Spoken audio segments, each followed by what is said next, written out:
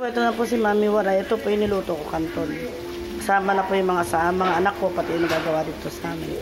And ito po yung adobo. Yung adobong kangkong. Yan. Bumili lang po ako siguro sahog ng manok at saka ng, sahog ng manok. Sahog ng pansit at saka nung adobong kangkong. Halagang 125. Ito po yung kangkong. Yan.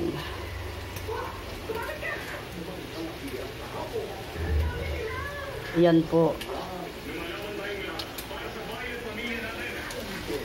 So, haluin lang ho natin siya kasi gusto ko medyo natuto yung yung taba. Yan. Tapos lalagyan ko siya ng konting suka kasi masarap sa adobo na kangkong yung medyo may asim at tamis konti tsaka suka yan. Diba?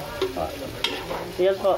Marami-rami na rin po siya guys yung adobo, yung sahog ng kangkong. Yan. Tapos lalagyan ko siya ng isa nito. Sili.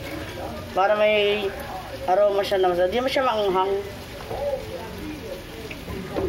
Okay po. So ito na po guys ang ating kangkong.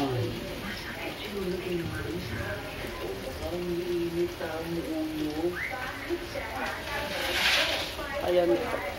Di ba parang nagmamantika po siya.